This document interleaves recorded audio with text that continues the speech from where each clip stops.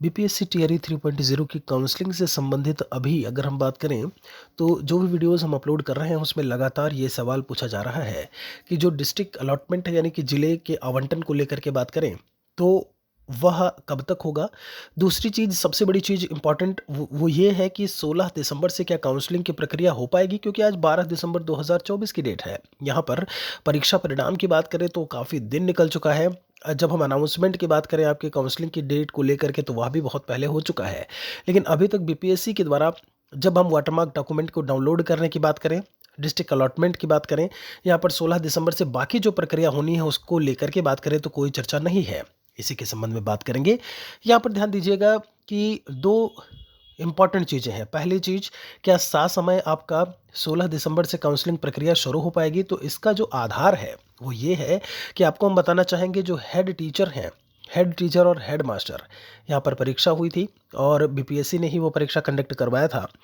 Head teacher जो है 1 to 5 का, हेड मास्टर यानी कि आप यूँ समझिए प्रधानाध्यापक होता है, और हेड मास्टर जो है वो आपका जो है 1 to जो 8 के विद्यालय होते हैं, मध्य विद्यालय, उनका आपका हेड मास्टर होता है।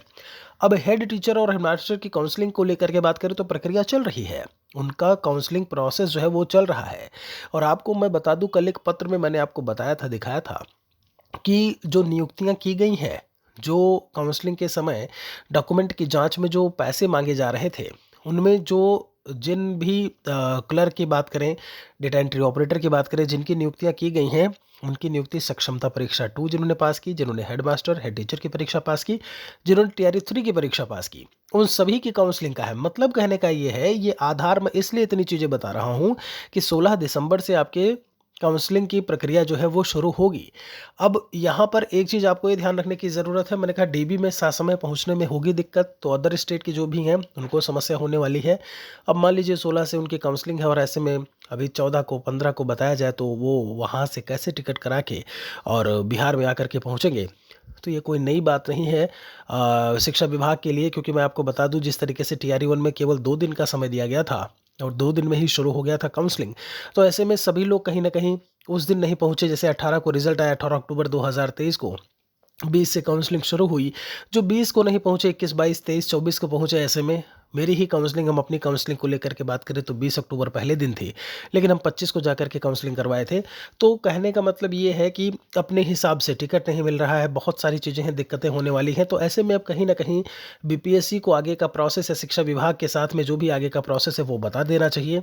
मैंने भी आपको बताया हुआ है कि 10 से 15 तारीख के बीच में आपको ज़रूर कोई ना कोई नोटिस मिलेगी काउंसलिंग से संबंधित। आज अभी 12 तारीख है, ध्यान दीजिएगा। बाकी यहाँ पे अब आधार डेट के चेंज होने का क्या है, ज़रा उसके बारे में चर्चा करते हैं। आपको मैं बता दूं, काउंसलिंग की जो प्रक्रिया है, जो लेटर आया है उसमें टेंटेटिव डेट दी हुई है आपकी काउंसलिंग की। तो टेंटेटिव है, मतलब ये चीज़ संभावित जिसको बोलते हैं कि संभावित है आपकी वहाँ से, यानी कि संभावना है, मतलब वो चेंज भी हो सकता है। उसके पीछे पहला कारण टेंटेटिव लिखना उस लेटर में। दूसरा कारण ये है कि अभी 9, 10, 11, 12 का रिजल्ट नहीं आया है, जो कि रिजल्ट देने के बाद अभी इसी मिड दिसंबर में ही की जा रही है कि उनका परीक्षा परिणाम दिया जाएगा। तो ये भी एक आधार है। जिला आवंटन कहीं ना कहीं मैंने बोला मिड तक आपका आ जाना चाहिए, आपको 1 से 2 दिन में, संभवतः 1-2 दिन में भी, कल की बात है, अभी दिन बचा हुआ है, किसी भी समय कहीं ना कहीं बीपीएससी के द्वारा कोई ना कोई नोटिस दी जाएगी। जो भी होगा हम आपको उससे अवगत ज़रूर करवाएंगे। बीपीएससी की ऑफिशियल वेबसाइट को आप चेक करते रहिए, अपने डॉक्यूमेंट्स को आप पूरी तरीके से मजबूत रखिएगा। कोई और सवाल है तो हमारे लिए कमेंट में लिखिएगा ज़रूर।